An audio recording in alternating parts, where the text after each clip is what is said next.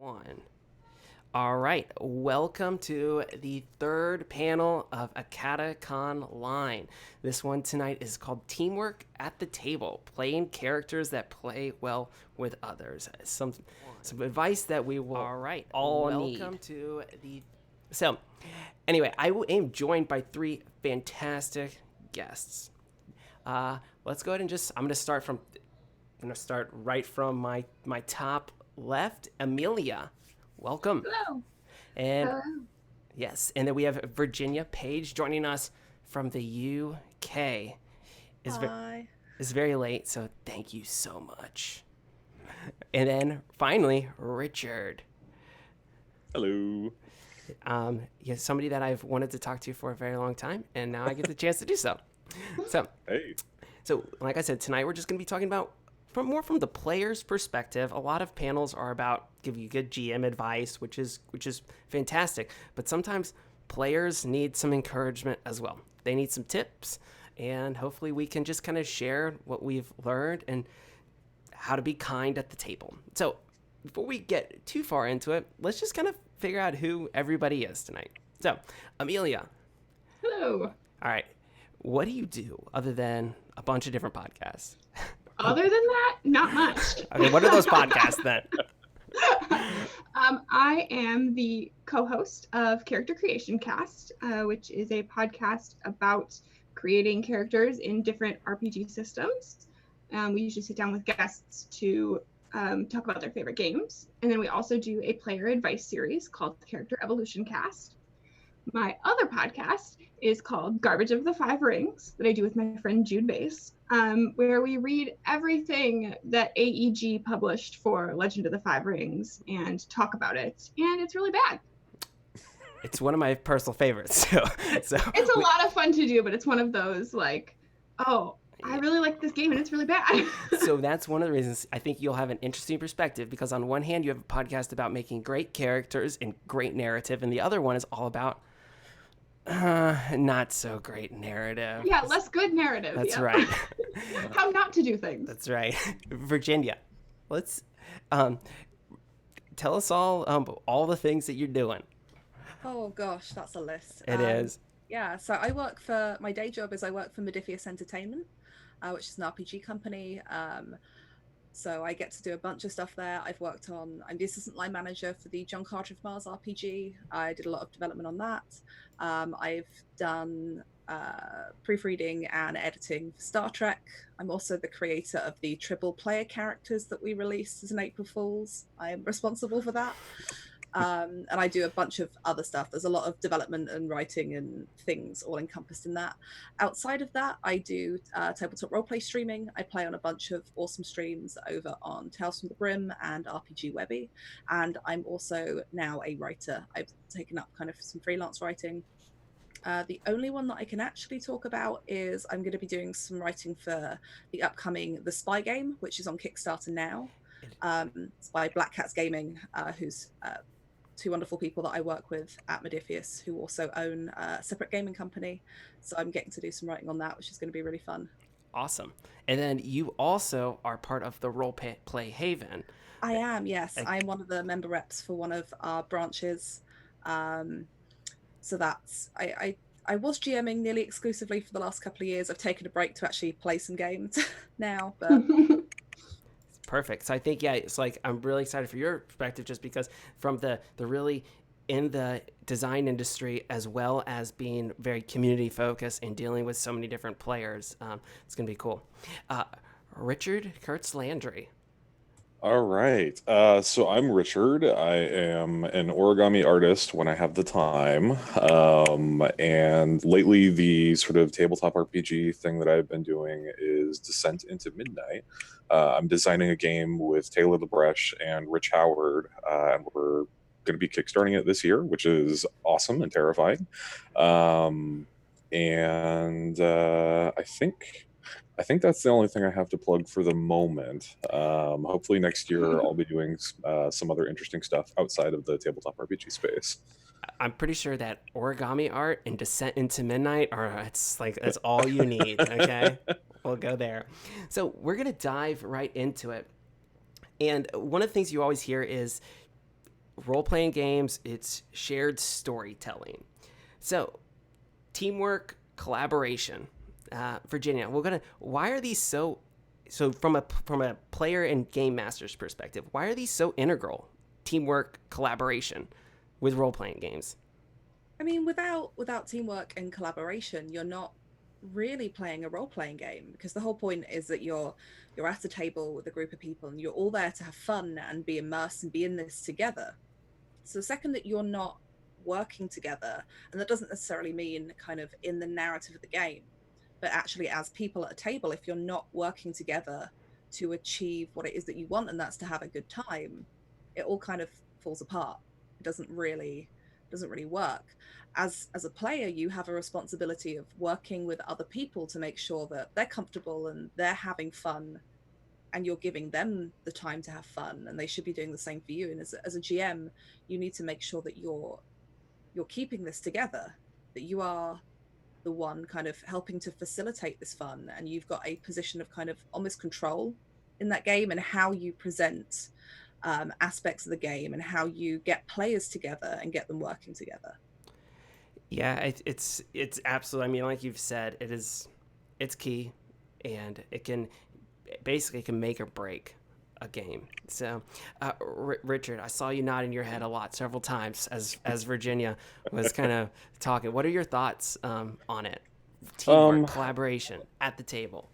Yeah, I mean, like, I actually have a theater background, right? I went to school to do theater and math, which is sort of a weird combo. But what I found a lot is that, like, when you describe, what is a tabletop RPG to people, most often the phrase that comes to my mind, at least, is it's collaborative storytelling, right? Like it's in the description of what it is, because you can have 5 people at a table telling their own stories, and like you ever been in a conversation where everyone is talking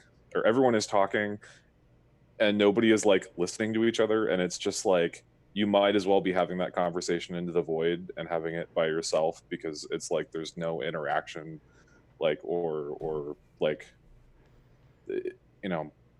That's like the worst feeling ever. Yeah, it really is. When you're just, I know exactly what you're talking about. Just like there's this, you just get like hit in the gut when you have this realization that, oh, wait a second, last 2 minutes, nobody heard it. Yeah, and it's like nothing you're saying matters, and that feeling of just like, oh, that sucks, like, as far as like, teamwork and collaboration, right? The buzzwords. It's like, I think if you are in the moment and you are putting that energy out to the other people at the table, that's what actually builds the experience that most people are trying to get out of a tabletop RPG, right? Yeah, absolutely, for sure. Amelia, what are your first base thoughts on this? So I think generally my first thought is the interesting thing about role-playing as an activity is that you walk away from that experience with nothing really tangible. You have your character sheet, but it's not like you went and you made something, but you don't walk away with that thing in your hands. And so if you aren't partaking in that experience with everybody else around you, you walk away with nothing at all. So the whole point is to have this shared story and this collaboration and build this relationship with other people, both in the narrative and outside of it, because otherwise you've literally done nothing with your time, because you're not walking away with like, look at this little flower pot that I painted. You have nothing. And so it's really, really important to make sure that as a player, you are involved in what's going on and kind of like paying attention so that you have those things that you can walk away with. Yeah, it's one of these things that I noticed, and I was kind of telling you guys before. I run a lot of games at some game stores in this area, and I'll meet people, and I'm like, oh, this is a really great person, and then we'll sit down at the table, and it's not that they're doing anything like this absolutely terrible. It's just for whatever reason I've seen a lot of players, you just get into a very one-track focused on your own character, and it's not like I would never say in above the table like, oh, this person is selfish, lacks empathy, everything, but there's something about creating a story that just you want to create a cool character. So with that said, Amelia, you have the character creation podcast. So how do we go about not getting in such a one-track focus on our own character? I think there's a couple things to keep in mind. First of all, role-playing is kind of unique in that collaborative space. Almost any other kind of game you play, you have like, this is my little pawn on the board, this is my character in this video game that I'm playing. And usually, even if you're doing like an MMO or something like that, it's still very focused on like what you are doing. You're not collaborating in the same way that you do at a table. And so for a lot of people, that's a very different experience from what they've had in games before. The other thing I think is it's really important to recognize how telling a story in a different way changes what you need to do with it. So sitting down at the table and like making your character, it's awesome to get really excited about it. I'm obviously very passionate about characters and love the characters that I make. But I think one of the things that makes them more interesting is how they relate to other people. And you think about your own life, like you are an interesting person, sure.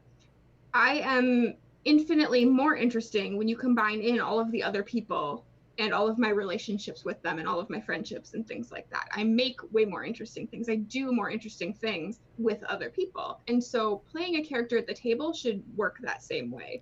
You want to kind of collaborate with the other people around the table and say like, these are the stories that I want to tell, and I need to tell them with other people, because me narrating what I'm doing all day long is not interesting. Like I can go down and cook dinner and just narrate the whole thing, and that's not something cool, you know. That's me by myself having lonely fun. Yeah, it'd be very sad. It's very sad. I do it and it's sad. So Virginia, what are your thoughts as far as just how do we just, so we're still kind of at this base level, how do we keep ourselves from getting just so focused on our own character? I think some of it comes down to building relationships with the other characters at the table from the beginning. So this is when you become invested in another player character, you take the focus off yourself. And this is a big thing that I kind of have to deal with a bit at the Roleplay Haven, because we run for a campaign that lasts 12 weeks. So as a GM, I have 12 weeks to tell whatever story it was that I kind of created, but also try and weave in all of these other characters' stories. And the times when that was best was when you could get players invested in other players' stories, because then they wanted to interact. Then it wasn't just about, oh, my backstory and what I'm doing. It was, oh, I want to know what it is. What are you about? How do I help you figure out what you're about and kind of share this with you? And you can do that at character creation as a GM. When you sit and you know, everyone figures out who they are, and you go, well, how do you know each other? Why are you guys even together? Are you friends? Because if you're friends, who do you care about most in this group? Which person in this group is the friend that you spend the most time with? Who is the person you don't know as well? And you start to figure out those personal relationships at character creation before you've dropped them into this world. And by doing that, you automatically take the focus off yourself, because it's more about, as Amelia was saying, you know, your characters are more interesting when they've got relationships with other people. So as soon as you take character creation, that focus isn't just on you and what you're doing. You open that up, and I think it changes people's mindsets in how they go forward in a game with their character, because suddenly other people are interwoven with them. It's not just them. Absolutely. So we're going. So this is interesting. So we're doing this before we even get to the table. We're doing it before we actually start doing our game. And Amelia, your eyes got super, super big. Down to kind of setting expectations and what you want from a game, and if that's what you want your players to do. If you as a player want to invest in other people, if you don't want to have a game where everyone's focusing on themselves, that also comes down to players to be like, hey, how do we know each other? Ask questions at each other. Well, who's your character about? Because what do we all love doing when we finish a game? We like sitting and talking about our characters and their backstories and who they like and don't like. why, we should be doing that at the table as well, because that's the kind of fun, exciting talk when you start figuring out what you care about that isn't just, I want to go and do this cool thing, or I want to go and steal that thing. It becomes about everything else. And if you start that at the beginning, you set a precedent for it all the way through a game. Absolutely. Richard, with that in mind, you are designing Descent into Midnight, and it's powered by the Apocalypse Yep, system, I was just gonna talk about that. which is a lot of what Virginia was kind of saying. So how are you using, as a designer, taking what Virginia was talking about and bringing it into your games to help players, give them the tools they need? Yeah, I mean, like, so one of the weird things about Descent into Midnight is that it's so open during character creation. It's not like, it's not like your standard sort of traditional fantasy RPG where it's like, yes, here is your list of powers. These are the spells you have, etc. And like when we started out, we borrowed a lot from Masks, which is a great RPG by Brendan Conway. And one of the things that it does well, very well, along with a lot of Powered by the Apocalypse games, is it from the very beginning includes those character relationships as links or team building questions or what have you. So like while you are creating the character, it is assumed that you are building those relationships and asking those questions and going, okay, why do we care? Why are we together? All of those things are sort of part of the process and baked in a way that feels tacked on in a lot of other systems. And I know Amelia has had a chance to play several games of Descent into Midnight, and I think there's a point while you're starting the game where it's like, okay, here is, I'm going to be the embodiment of echolocation, or I'm going to be a psionic shark with tentacles, whatever it is, and it's a weird game, and you're going through and you're doing all of these things and you're describing your character, and then you get to the team building questions or the these links, whatever you want to call them, and it's like, oh, you saw this other character doing something personal, and how did that situation play out? Or you helped this other character build this thing that's very important to them. What was it? A secret about this person. Those kinds of things are the things that from the very beginning get you thinking about what are the story seeds and those narrative arcs that we can build in from the very beginning, that it's like, okay, if we've taken the time to talk about these in session 0, right? Michael somewhere is taking a drink. I know, right? Whenever somebody says and you set up, like Virginia was saying, you set up those expectations of it's like that whole thing where if somebody's asking you a question in a survey, right, or someone's asking you oh, well, how much insurance would you like to buy today, right? Maybe before that you weren't thinking about buying insurance, but now all of a sudden you're starting to analyze it from the perspective of, oh, do I do a little insurance or do I do a lot of insurance, right? Or whatever it happens to be. And so by having those character questions of how do you want your relationship with this person to go badly?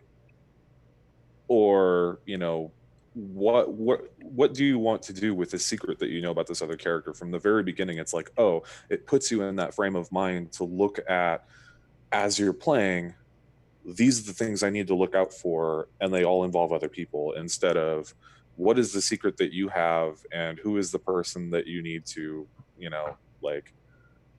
save or rescue or whatever, who's your secret backstory. It's like, nobody, that might not come out at the table, but if you from the very beginning are doing things that involve other people, it's like you have to, your brain is primed to get into that and to interact with those people and bring them in, and it's now more interesting to you because you're related to the things that are happening with those people and you're invested. Yeah, nice. Being having that investment, when you're invested in those other characters, you have a motivation, a direct motivation, right, in order to, you want that investment to grow and to get bigger. So Amelia, what are your thoughts on this then when it comes to character creation as part of sharing narrative? Okay, so buckle up. Okay. Are we ready? Yes. This is one of my many hills to die on. Session zeros are super, super important. You're telling a shared story. I think like character creation offers a really unique opportunity to start things right away. I know in our show we have an episode on this session zero and put together like a full document of all of the questions that we felt like anybody could possibly want to ask in a session zero. And a couple of the important ones were, what kind of story do you want to tell? Like what are themes that are important to you in this game? Like what are your relationships with other characters? And those are a little bit more open-ended than things like Descent into Midnight have. But they're kind of a good place to start and to say like, okay, I'm sitting down at the table. I'm with all of these other people. I need to make sure that these things kind of play nice together. And having a session zero is really, really, really important to that. I think that people who have listened to Character Creation Cast, I'm sure, are tired of hearing me say, your role-playing group is a relationship. So just like any other relationship, communication is incredibly important. Say what you want. Say what you don't want. Like set those expectations and say like, this is how I want this to go. My other hill to die on is metagaming is not bad. You should be talking about those things and saying like, this is the kind of story that I want to tell. I had a really good opportunity to have a game like that where we were planning for like months and months and months ahead of this actual campaign. And part of our character creation was me saying, this is a story that I want to tell about my character. And so the other players at the table knew that this was the kind of direction that I wanted to go. And then were able to help me kind of like insert those story hooks. So it wasn't all the time me saying, hey, I'm going to go off and do this thing by myself. It's a super secret important thing. There were other people that were like kind of offering little story seeds for me to be able to do those things that I wanted because I had expressed that that was something that was important to me. And that's not to say that like I had the whole arc planned out, but I knew that that kind of direction was where I wanted to go. And so I think if you sit down and you communicate to people what you want and you talk about how you are feeling about it and all of those other things, it will go well. It's like I said, you are friends with those people at the table and you are building relationships between your characters. So communicate with other people. This is so true. Like the idea that your role-playing game, it is a small community. Whether it's 4 people or if it's a large group, this is people that you're going to have to talk with every other week or every week. So you need to make sure that you all are talking to each other and not just keeping all these secrets. And we're actually gonna shift some stuff around since Amelia said it. Meta, all right. So the meta narrative is so important. So Virginia, for somebody who may not know like what we're talking about when we talk about like the meta game or the meta narrative of a campaign, can you kind of just touch on what it is? Yeah, I mean, I think it changes sometimes depending on what you're playing and how long you're playing for. Because in short games, you tend to, I think as a GM and as a player, you tend to want to know what that meta narrative is. What is it that is actually kind of going on that you can reveal as a GM, reveal to players, or as players, tell your GM outright about what's actually going on that perhaps your characters don't know. And in short games, it's really important because that's the best way to set expectations. This is the kind of story we want, or this is the kind of story I'm going to tell. And people have this idea that understanding a meta narrative is bad. Understanding where a story might be going is bad. And I don't think that's the case because it gives you as a player control. If you have a rough idea that this story it's going to have a lot of action and adventure and you're going to be traveling a lot between places, for example, you can then decide how your character feels about these potential events. And actually, if you look at it and go, that's not kind of the story that I'm interested in, that's when you then have that moment to start approaching not just a character creation, but throughout a game and going, I'm not really sure about where this is going. I don't feel invested in this. And you can actually see if that's something that needs to be changed, or if it's a point in time where you have to be like, oh, everyone else is really invested in that, or there's another character that's taking a spotlight here, I'm going to sit back and speak to a GM and go, when this is done, can we push the narrative in this direction? I want to explore this. So I think meta narratives and meta gaming is important in that sense. Yeah.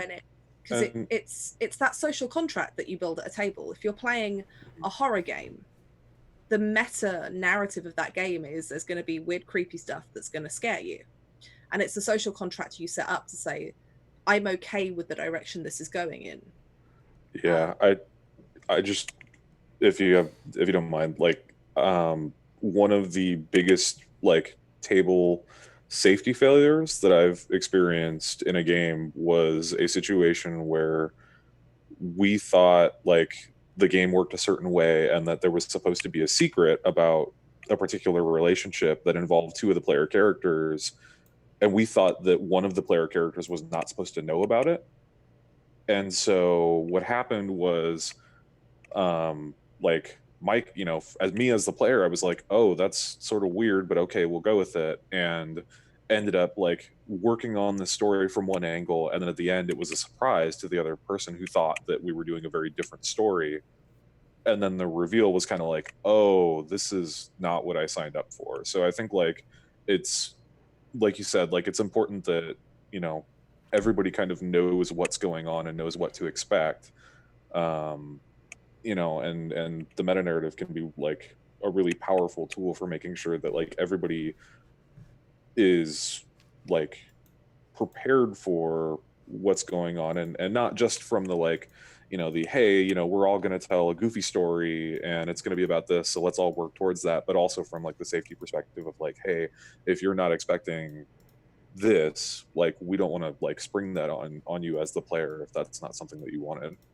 I think there's an idea that people sometimes get the idea of meta from that typical metagaming, and people that whole thing of role-playing stuff your character wouldn't know, and they look at meta narrative and they think that it somehow spoils the story because you know where it's going then, right? And it's not about the story, it's about the themes and the tones that you're setting up for the future. Because the last thing you want to do is play, I don't know, take D&D, and it's a typical high fantasy magic campaign, and the next thing you know, you're dealing with really heavy horror and stuff that players didn't see coming because you never set them up to say, this is a possibility, this is part of the narrative of this story.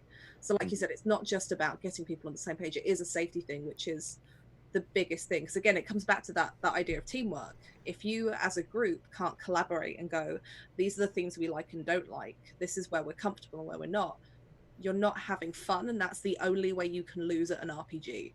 It's when people stop having fun or people stop feeling safe at a game. Absolutely. It's so true. I think one of the things we just went through, we just finished up our Waterdeep Dragon Heist campaign, and it started out as, your typical Dungeons and Dragons kind of like happy-go-lucky adventuring party, and about halfway through, it took a really dark turn because one of the players had to leave, and this was all planned. We knew they were leaving, but we decided that we wanted their character to die. But before we did that, we had that conversation. I have to say, it was one of the best campaign experiences I've ever had, because our campaign, the whole it shifted. It got really dark and it just changed completely. But everybody was on board for it. So at that turn, it was just, everybody knew it was coming. So when it happened, everybody was just like, okay, here we go. Let's buckle up. Let's ride this thing out. And this is definitely something that I used to be so bad about. So bad. I'm like, yeah, I'm a game master. I'm going to come up here, let's do it. And then, but I've just had so much more fun, even from a player's perspective. I don't know. Amelia, do you have any thoughts on this as well?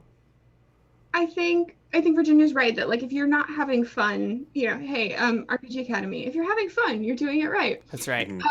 Our motto. Yes. TM, TM, TM. TM, right. I'm sorry, I will pay you later for using your catchphrase. I think that there's a feeling, because it's a story, because you're telling this sort of narrative arc, that sometimes we sort of associate it with something like a book or a movie, because those are like kind of the easiest analogs for storytelling. And so people sort of associate that feeling about spoilers in the same way. And that's kind of where people start to get kind of uncomfortable with the idea of metagaming, because it's like, well, I don't want to spoil it because I know what's going to happen. But the reality of RPGs is that there are dice, there are mechanics that sort of randomize things. So you can kind of say, this is the direction I'd like things to go. This is the sort of kind of story that I want to tell.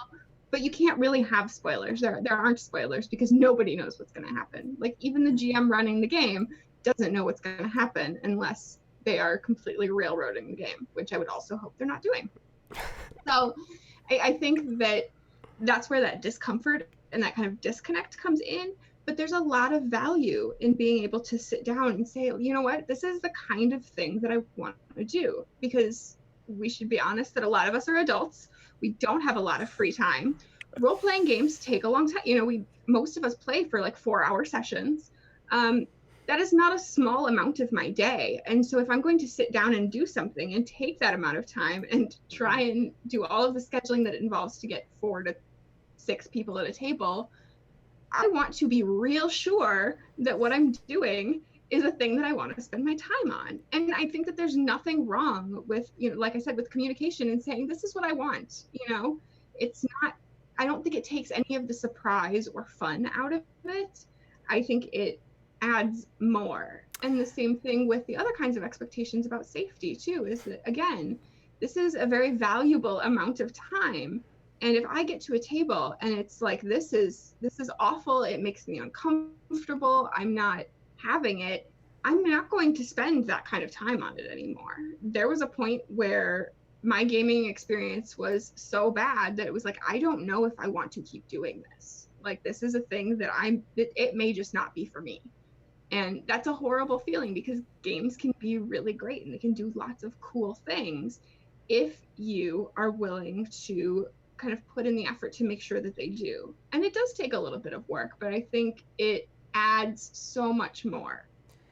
Yeah, I think this is totally key. Virginia, were you gonna hop in here? Yeah, so I was actually just thinking, I've actually, from a player perspective rather than a GM one in terms of setting expectations, I actually had a game where I actually had a player kind of use this meta narrative to tell me what they wanted. I was running a Tal'Dorei campaign because my default setting for D&D is Critical Role's Tal'Dorei, and when I've run D&D, I've got kind of a semi-regular set of players that tend to gravitate towards my tables at the club, and they joke because I'm very serious with players. They're like, death is a thing that happens in my games. You know, there can be in a party conflict, but we're all going to make sure everyone's okay with all of this, and no one dies unless they're okay with that. If you really don't like the fact that's happened, we'll fix it. And he came up with this backstory about how he's this druid looking for his sister, and he looked at me and went, I already know that you're going to enjoy wanting to do something terrible, and I want you to do something terrible. I want this to be tragic, and I want to leave that with you. And we all had a conversation about what we were comfortable with, and it was a really tragic thing. He found his sister, some awful stuff happened, but by basically telling me that, him going, you know, I see something tragic happening, I'm okay with the narrative going to this tragic, slightly dark place. He still didn't know as a player what I was going to do with that or whether I would do that, but it's actually, as a player, you're going, I'm okay with this narrative.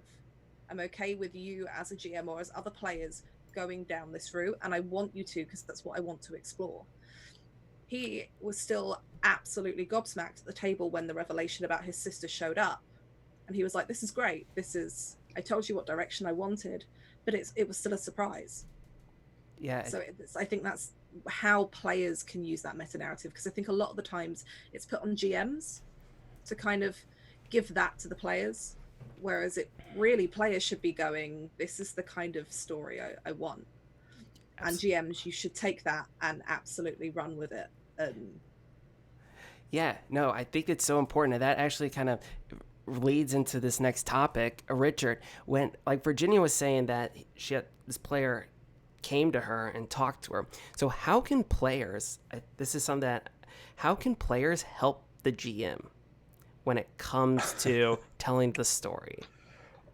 So I think like there's this idea, especially from the GM side, of like signposting of being like, my brother had this campaign that he's running. It was the first time that he'd ever killed a player character in like 30 years of gaming, and it's because he had set up all these like in-game things of like, hey, this situation's real bad, it's gonna be real bad, and the player characters just completely ignored it and just went right through, and it was their own fault basically. But like, I think from the other side, from the player side, like there's the obvious thing of like, hey, I would like to do a romance, or I would like to do a tragedy. Like, you can say those things outright, and literally just have that conversation. But if you're playing a game that has things like, those backstory questions, or the sort of infamous like, oh, here's my 10-page character backstory that I wrote, that you hand to the GM and hope they read. Like,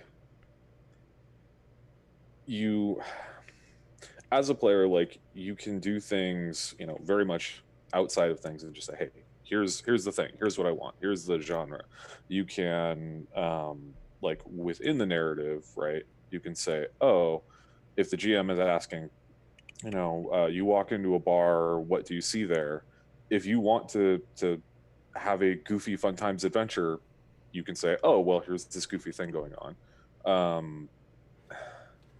I don't know. I feel like more than anything else, the communication is important, and as direct as you can be, just say what you want,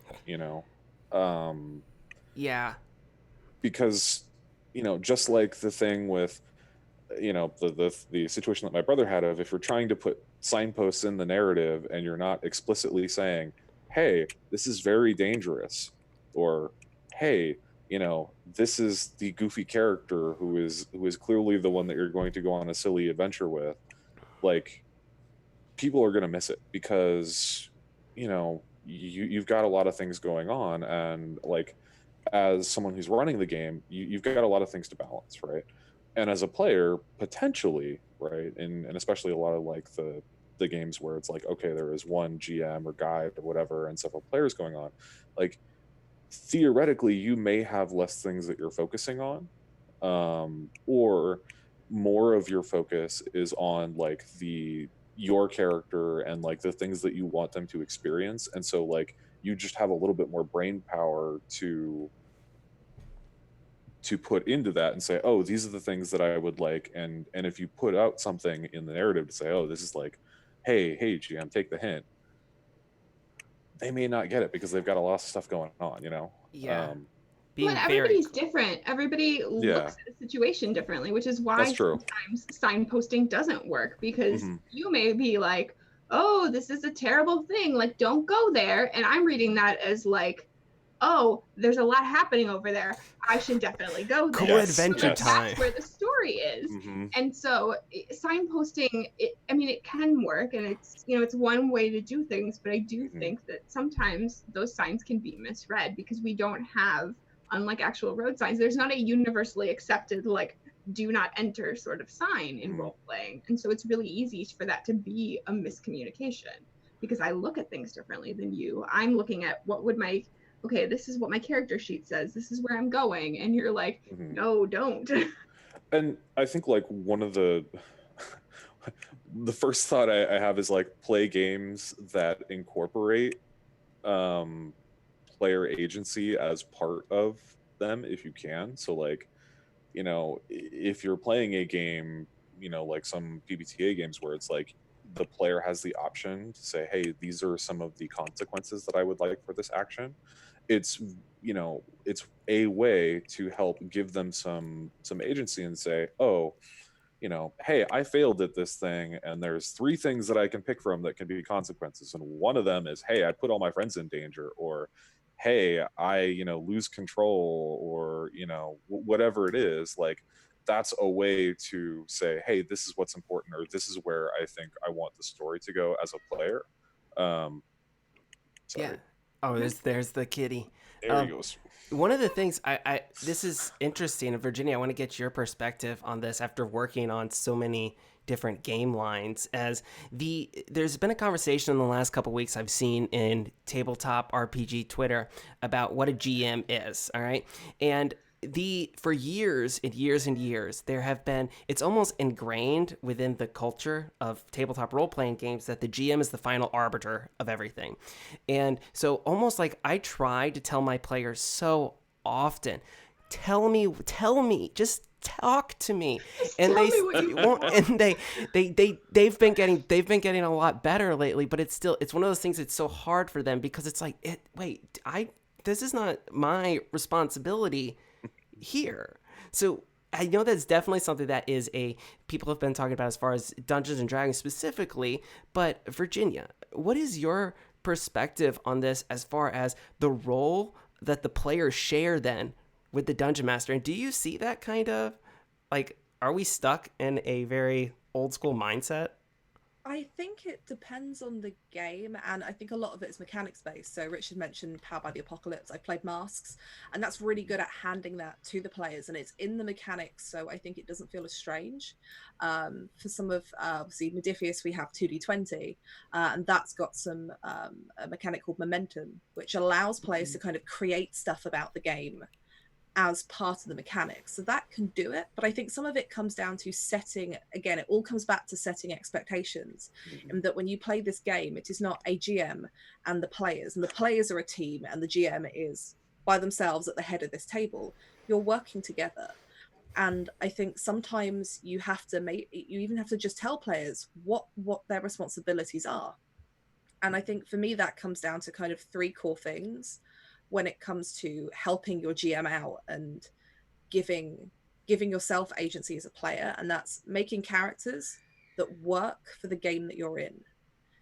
I'm sure that everyone has had an experience where a player has shown up and they're wonderful and they're great and they're a great role player, but the character they've made does not fit with either the game that you've all discussed or with the themes that you've discussed.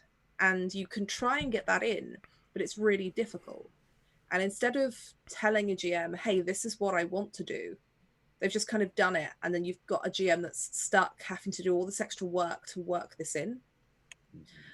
So I think it's important that as a player, you take that agency, because you have control over character creation. That's literally one of the most player agency things outside of actually playing the game. It also comes down to taking an interest in other player characters. I had a group of players, same campaign, do this, and it was one of the best things for me as a GM, because as a GM, you spend a lot of work trying to weave in everyone's backstories, and everyone's got slightly fantastical stuff, especially if it's D&D or something kind of high action adventure. And my player characters did one of the best things I've ever had players do. And they took an interest in the backstory of another character off their own back, and just were kind of like, you're kind of interesting. You want to explore this thing, so let's push it. But they didn't just go into the weird backstory. They invested in that character in the mundane. They cared about what each other did day to day. They cared about how this thief, who was a terrible thief, got into the Thieves Guild. Not because it was cool quest, but they were like, tell us about you. It got to the point that one of the group of characters was so invested in meeting one of the other player characters' mothers. 2 whole sessions visiting this character's mum and just with her and telling her about all the stuff that they've been doing, and book swapping. And it's the best thing, because I didn't have to try and work this character's backstory and his home life into that game. They just went, cool, you want to explore this? We'll push the GM in that direction, and we'll instead of having to wait for me to find a lead in amongst all of this other stuff, they went, no, you really want to do this, we're going to take you there. And I think that's important. That comes back to investing in other people. Instead of leaving it to the GM to explore your backstory or someone else's, do it for each other. If there's a character that sounds really interesting, poke and prod them and the rest of the group into the direction of that person rather than just yourself, because they will, as players, they should then return that. And I think you can then not have to rely on mechanics to do that for you. It's always great when a game does, but not a lot of games push that. So when you as players decide that this is a thing you're going to introduce for each other into this game, it doesn't matter whether your game's got mechanics for that or not. You're going to get that investment, and you're going to be able to help a GM out in that way. And I think that's a thing that so many people miss, is the teamwork element is at its core. As the players, you should all be there for each other. You're not playing for yourself. You're playing so you all get a cool story, not just so one person in the group has a cool story to tell. Mm-hmm. I think it's a big kind of cultural thing about role-playing games, because I think when they started with like the very first editions of D&D, it was like the GM is God and you, the players, are there to experience this world that I have created for you. And I've always found that really frustrating as somebody who only just very recently started to run games. And it's part of why we do our character evolution cast episodes in between, is because I was really frustrated that there is very little player advice available. There are so many blogs and podcasts and books and things on GM advice, and there's not a lot for players. Uh-oh, Amelia's breaking up a little bit. Uh-oh. Amelia, once you get back, it sounds like you're breaking up. Isn't true. You broke up. No. You broke up a little bit. Oh, darn it. Is it better now? It is better. Okay. There's this expectation that you as the player show up and a game happens to you. And that is not the case. That's not how it needs to go. And there certainly are games that I've played that are like that, and those are not the fun ones. Mm-hmm. You as a player need to put in the work. And there's so many like little things that you can do to make that experience better. You can have that investment in what other people are doing. You can support the other people around you. You can be really open with your GM about the kinds of game that you want. There's, it's, the possibilities are endless, but it does take investment. And as a player, you need to recognize that like you are there to play this game, and you need to be there playing this game. And you can't just sit down and be like, all right, bring it. That doesn't work that way. No. It's a great opportunity, I think. Everyone's had it. You finish up a session and you're all sitting there going, oh, I really want to see this bit and I really want to see that bit, and I can't wait to find out what's going on with this thing. Mm-hmm. Now, a lot of the time we put that on a GM to kind of listen to that group chat and take notes and go away and prep their sessions based on it. But actually, I don't think enough players sit and listen to each other about, you hear the cool thing and you're like, yeah, I want to do this. Listen to what the other players are telling you. They can't wait to see what they want to investigate. And when you get to that next session, you can be like, oh, you really wanted to go check out that weird, creepy thing at the bottom of the town. Like, why don't we go and do that? You can help push the things that other people want because you're there as a team. So it might not be all of you want to do it, but someone's like, I really want to do this thing, that might get overlooked unless someone else as part of that team of players goes, yeah, let's do this thing that this person wants to do. It's about sharing that, not just the spotlight, but sharing the narrative control of where you take each other. I think Richard's cat just knocked something over. Yep. But Virginia, like, As I want to do. that is some really good advice, practical advice that I think I'm actually going to bring into my own game. As far as we do after our game sessions, we have that everybody's talking about what they want to do next, and I'm listening to that, but I'm going to encourage my players, because I don't know if I don't even know if they're doing that. And I think it's just something, if I were to tell them, hey, just listen to each other. What I think, yeah, that's some real good practical advice. Just listen to what the other players are saying at the end of the game. I've had players do it when I ran some wacky 60s Star Trek at the club, and one of them kept going on about tribbles and wanting to like do weird stuff to their ship, and that ended in them weaponizing tribbles against the Klingon fleet on like a improv. It's like the last 2 sessions is like, I'm not going to prep, I'm just going to improv whatever it is that you want.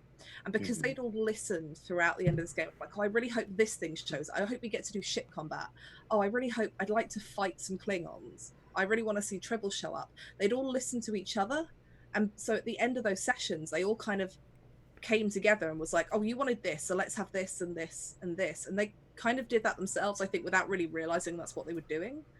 But it was a moment that I looked at and was like, yeah, they should be listening to what they want to do, not just me. I can set that up for them and that's fine, but they need to set it up for each other. It shouldn't just fall on me as a GM, and they should be listening to each other as players about what excites them. And I think that there are ways to kind of formalize that a little bit. In a lot of games, like once you, especially if you're playing with a consistent group, one of the things that generally after our games, we sit down and say, okay, so for next time, here are the story hooks we've been left with. You know, here are the things that were unresolved from this session. And then usually we sit down and say, okay, like what things do we think are kind of interesting? And we have a discussion with each other saying, okay, like these are the things, you know, and like my character is well suited to do this part of this thing and yours can do this. And so like we sit down and have that discussion about like, okay, here's what we kind of think is happening. And our GM sort of just sits and listens. And I know like Richard, I always talk about this when I played in your Descent into Midnight game too, of like all of us sitting at the table, just like making things worse and worse and worse for ourselves. And I remember Richard just sitting back like this, just watching it happen.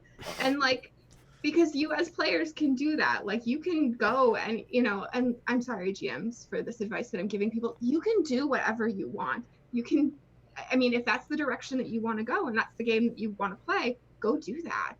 And, you know, like if you want to make the story worse for yourself, go for it. Like just, you know, like mess things up. It can be messy and it can be fun. And as long as you are all making things messy together, it's perfectly fine and it's fun and it's interesting. But I don't think that there's anything wrong with formalizing that conversation at the end as players and sitting down and saying, all right, what are we thinking for next time? You know, especially too when you talk about something that has like experience points or something. You know, if we sit down and say, hey, these are like the 3 or 4 story hooks that we have to kind of explore. If we're going to go do this one, you know, like what does that help me do? Like, how can I be best at that? And sort of think about those things from week to week. Because like thinking about things in between is really important too. So that you're not showing up like, all right, I don't remember what happened last time, but like, here I am. It lets you share the spotlight well as well, because then if you have, you know, not every player is going to be able to do loads of stuff in each session, and sometimes you can go 2 or 3 sessions before your character has a chance to be like, oh, there's a thing I'm good at, I can do this now, because, you know, you have to give time for other people. You might be doing an arc on someone else's backstory.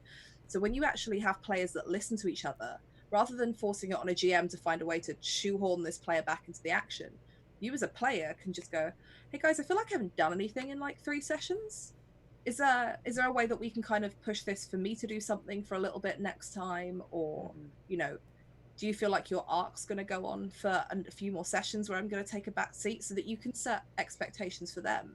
And it's a nice moment to actually, as a player, where it's comfortable to go, you know, I'm not happy with this, or hey guys, can we change this up? Because you should be talking not just about what you're enjoying, but bits that you didn't like, bits that you had a problem with, bits where you're uncomfortable. Because if you don't bring those up, then other people might not know that they're overstepping that, or they're making someone uncomfortable, and they don't know what your expectations are for you as a player at the table. They know what theirs are, but they don't know what yours are. I think recognizing as a player too, when you are the one that is taking up a lot of time, and being able to say like, okay, I'm doing this thing, I need you to help me with this, or like trying to draw other people into your story too. So not just necessarily being like, okay, here's how I can help, but saying, here's how you can help me. Absolutely. You know, because like recognizing that like, if this is, you know, if we are exploring my backstory right now, if this is sort of my arc in the game, like how can I make sure that these other people are participating in it? Because it's only fun if everybody is like, it's just not interesting to play a game by yourself, you know? Richard, what's your thoughts on this?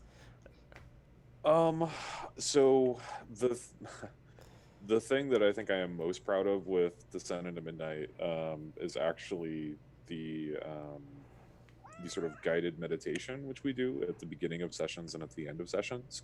And because of the way that like we've set up the setting, hey buddy, It's Foley Yeah. effects right there.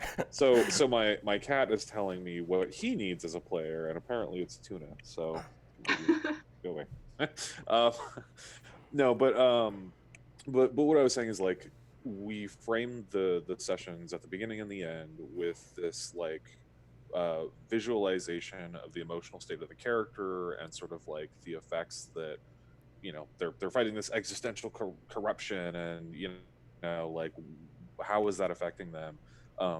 And I think the thing that it has done is that it has given people like an entryway into the space of like, oh, okay, we're getting into the game now, and a way to like come out of that, because it can be fairly like emotionally intense. But it also like highlights, okay, what are the things that are going on? Like, oh, this character is going like, I am a creation made for violence, and how do I deal with that? Or like this character is dealing with, oh, I've accidentally created sentient life and I brought it into a world that kind of sucks. Like, how do I deal with that? And it gives you sort of a ready-made way to have those conversations about like, where do we think it's going? And then as you enter the next session, you do that again and you go, oh, okay, where are we at?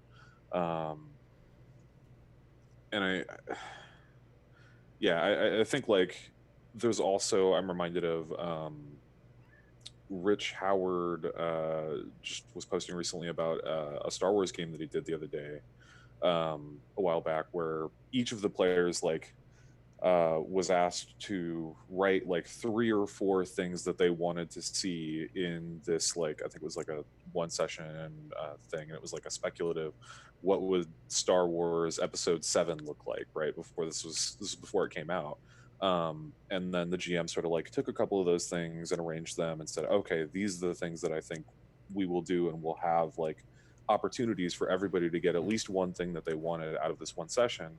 And like we were all talking about, like that's something that you can do formally and say, hey, everybody, you could have literally a hat, right, where you say, okay, everybody by themselves can say what are some things that they would like to see for your character, and then what are some things that you would like to see for the other characters. And then once everybody has done that, then you could talk about it and go, okay, cool, like it seems like people really want to see this thing together. And you could use that as a way to say, okay, like this is the direction we're going to take, as a group. And then you keep those things around, and then you can review them and go, oh, okay, well,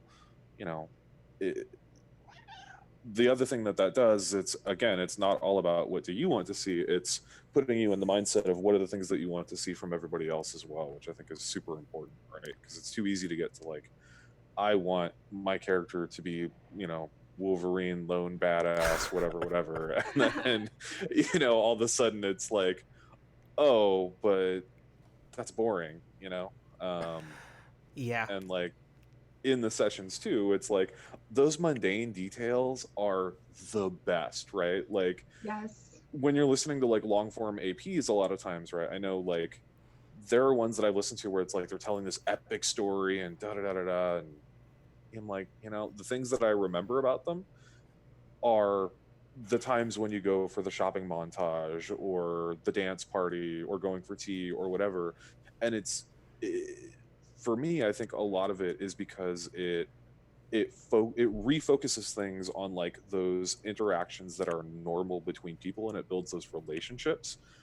Because epic storytelling, like you can go and you can watch a movie or something if you want to see like, yes, this is this perfectly crafted narrative or whatever, but what you get out of the experience when you're playing it is like those little like nuggets of, this was this weird thing that happened, and like it's those memorable details about like, oh yes, like this person likes to knit, or this person, this goblin's favorite kind of tea is barley and honey, like Yeah.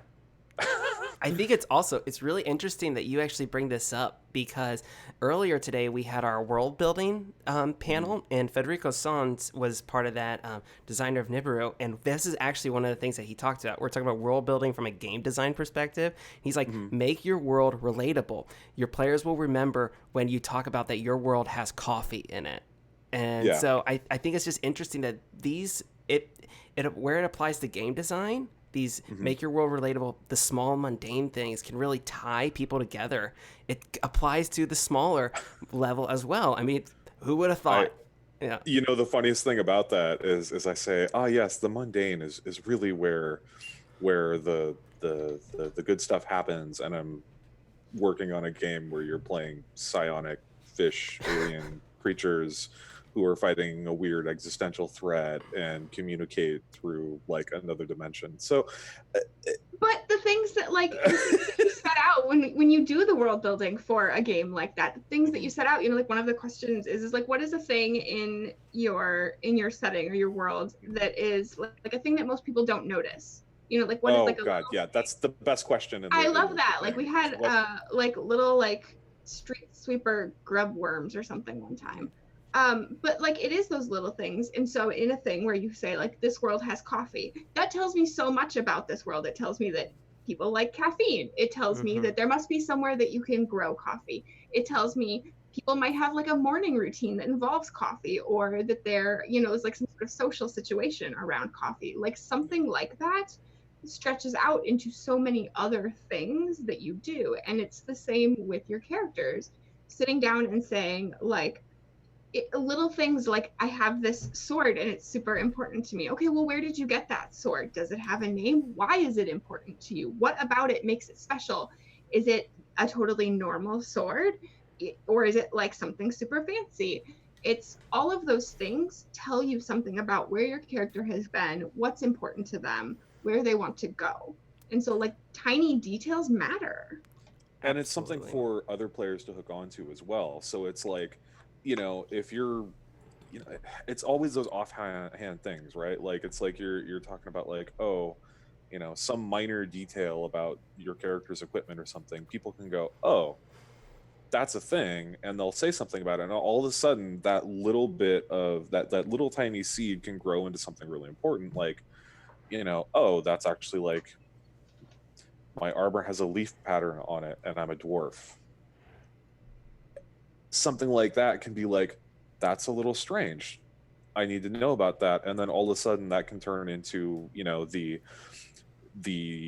culture of an entire dwarven city, and, you know, going and talking about it, and how like, oh, well, people don't actually, you know, like that, you know, like that becomes something that like everybody can get invested in. And if you're looking for those things as a player, to be like, what are those little details that other people are talking about that I can ask about in character, or that like we can build off of, all of a sudden you can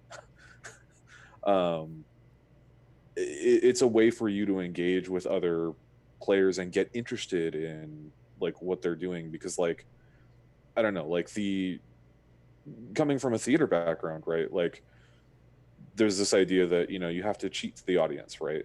You have to do you put in a little extra effort and do things slightly differently, so that like if you're having a conversation on stage where in real life you'd be facing them directly, when you're doing that in theater, you cheat to the audience, right? So you like angle yourself a little bit out so that people can see you better and all this. And I think like there's a lot of things that you can do like metaphorically to cheat to the audience in RPGs, where it's like you offer, like you set it up so that you're playing to the group and you're putting that energy out to the group, and then like as an audience member, right, you're as another player at the table, whether you're a player or the GM or whatever, like your job is to enjoy those things and get invested in the things that are being put out to you. And it's not just like, oh, okay, cool, I'm sitting here watching and waiting for my turn, right? There's also this thing, you know, that like with, if you want to look natural while you're acting, you can't just be going, yes, here's the script, here are my lines, I'm waiting for it, Yes, here's the part that I've highlighted in yellow. Somebody said the cue line. I'm going to now do my thing, and then I'm going to wait Yeah. and wait until, you know, the next line comes up. It's like you have to do that active listening and be participating and like really emotionally invest yourself in what's going on so that you can have something that feels very natural and like you are participating as both a performer and in this case also as the audience. Yeah, that's absolutely.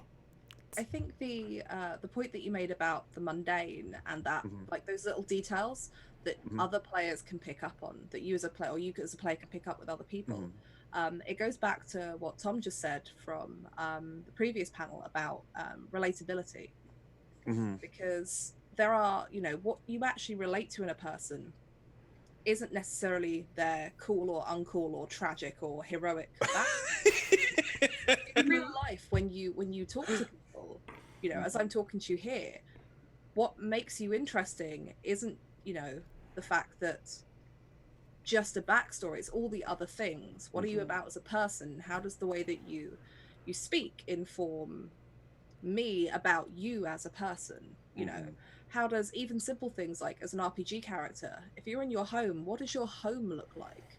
You know, there's lots of stuff behind me that it's nothing to do with my backstory, where I've been necessarily as me as a person emotionally or anything like that, but this tells you something about me that informs you guys, for example. So as a player, like you said, the equipment that you have or the gear that you have or the way that your character acts when they're not in the spotlight. You know, if you're all in a tavern and an inn and someone's, you know, interrogating the barkeep, what are you doing? Are you sitting and having a drink? Are you relaxed?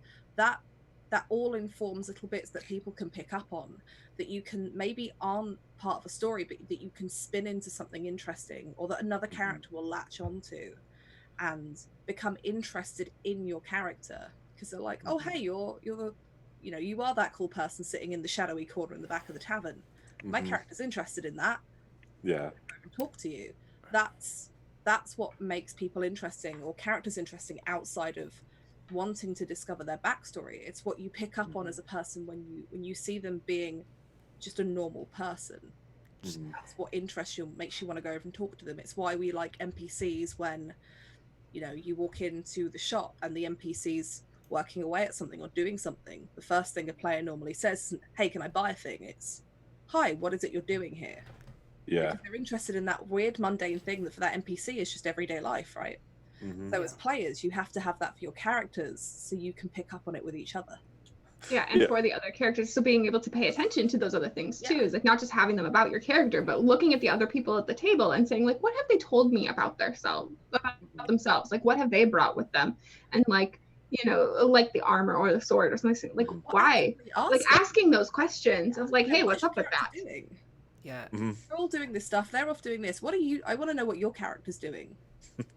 Yeah, well, and I think that like as games, it's very important that we play with each other and not next to each other. Like this Oh my God, yeah. It's not me and my GM, you and the GM and somebody else. Like this story, it's all of us. Like it is this big circle. And so recognizing that we are there to play with each other and interact, that I'm not here, you know, like if Tom is running a game for us, I'm not here just to play a game with Tom.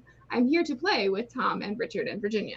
And that's important to keep in mind, that like even if Tom doesn't set something out for us to do, I can turn to Richard and have a conversation and we can do something. It's fine. It won't break the game. It'll be okay.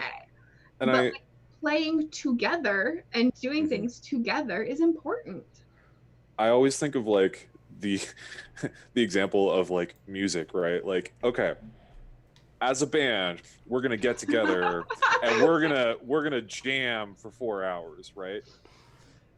And the drummer is the one who sets like the tempo, right? And the whatever. Okay, if everybody is only paying attention to the drummer, it's going to be fucking terrible. It's gonna be terrible, right? Because like, if you're not paying attention to the overall experience and the people around you and like what they're doing and what they want, like that would be awful. And I feel like it's funny because it's so easy to walk into a game and be like conditioned to, you know, like you were saying before, like, you know, books and TV and all these things that have a very like tight controlled narrative of like, this is the perspective that we're going to follow and it's all done for you. Like, and it a lot of times we'll focus on this is the main character, you know, and like, if that's what you're expecting when you go in to do that, you know, if you're expecting the Kenny G experience of like one guy on a saxophone entertaining you for 4 hours, like, you're gonna have a bad time if you know, like, try and do that. I want to be compared to like the Kenny G of GMs now. Like, that is like my aspiration. Thank you for putting that goal in my head. Yes, Kenny GM, you're going to go solid for 4 hours without taking a real breath.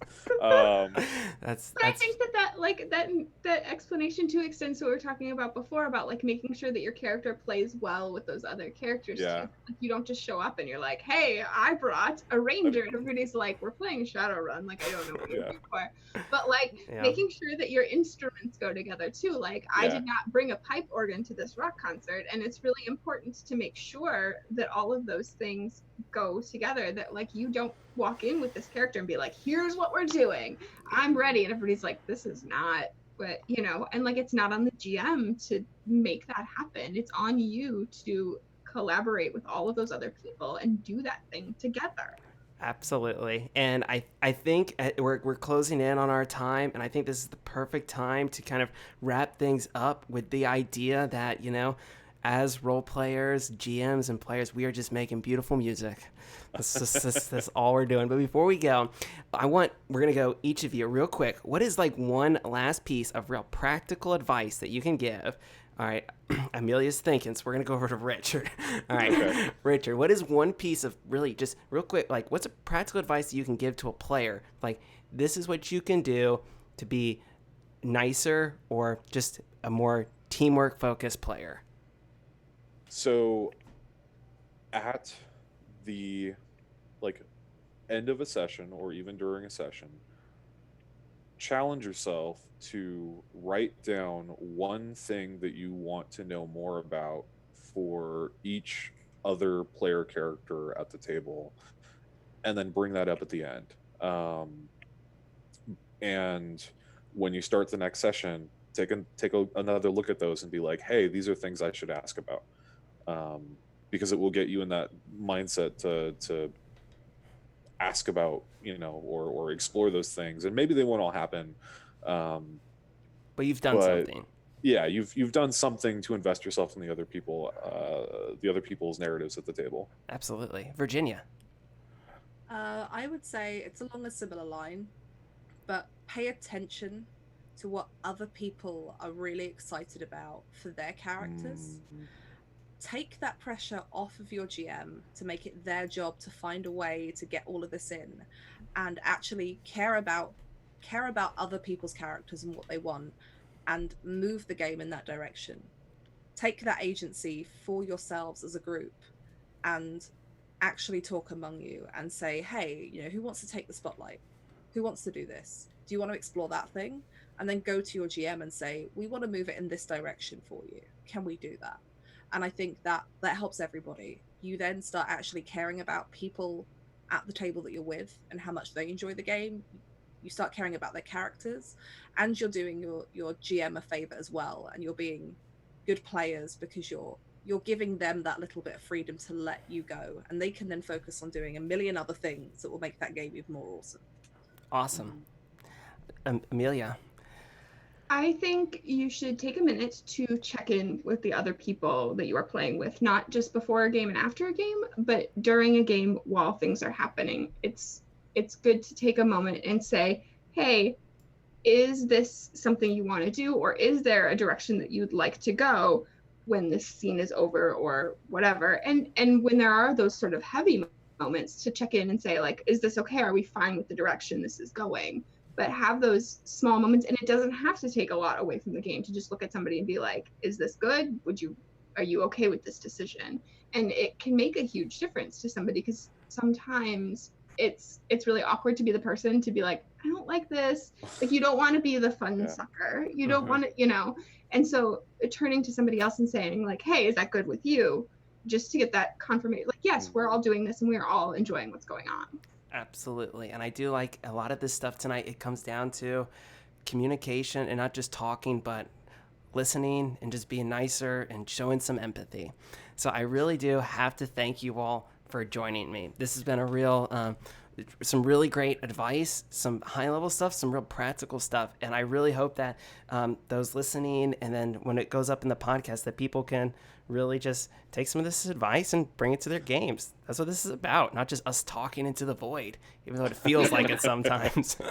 But no, I really do appreciate it. So before we go, this is part of AcadeConLine. IRL AcadeCon is November 8th, 9th, and 10th.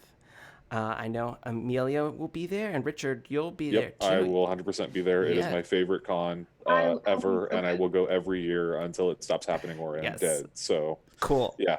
Virginia, I was telling Federico today that he needs to just charter out like a jet. You guys all pull your money, and then you all just kind of, everybody from over there flies over, okay?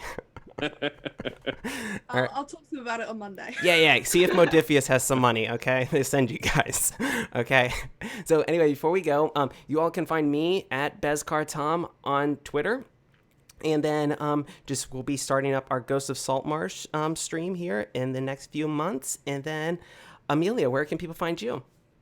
I am on Twitter at Ginger Reckoning. You can find Character Creation Cast on Twitter at CreationCast. And you can find Garbage of the Five Rings on Twitter at G5R Podcast. Which you should. All right. And Virginia. So you can find me on Twitter at Tabletop Horde. I don't have my own Twitch channel yet. That's soon to be happening, but you can find me on a bunch of other people's. So on Sundays, you can find me at Tales from the Grim. That's 3 p.m. EST, doing Sky Chasers. Also on some Sundays, you can find me doing The Spy Game, which is modern 5e espionage that's on Kickstarter now that I'm also doing some writing for. And at some point in August, maybe, we've got the second season of our Game of Thrones stream that's run by Sam, which is going to get cool. Other than that, that's where I post everything on there. So anything that I'm working on is all up there. Twitter's the best place. Awesome. Yeah, definitely go check out The Spy Game. I've been seeing you guys all post about it, and it looks really cool. It's so much fun. Absolutely. So, and then Richard. All right. So I am Richard Kreutz-Landry. As far as I know, I am one of the 2 people on the planet with that last name. So if you Google me, I'm super easy to find if you can spell it. So on Twitter, I'm R Kreutz-Landry. So RKREUTZLANDRY. And if you want to check out a couple of little games that I've been working on, or my origami stuff, which most of it has hand-drawn diagrams, you can find that at origamigaming.com. And there's like Star Wars stuff, there's Battlestar Galactica stuff, there's nerdy origami. That's awesome. And also Descent into Midnight. Oh gosh, right, that's the thing. Oh my god. Yeah, he's like, go look at my origami, which is it just makes me so happy that you're so proud of the origami. Like, really, it does. I know. Yeah. So yeah, there's the game that I've been working on for 2.5 years. Descent into Midnight at descentintomidnight.com or DIMRPG on Twitter.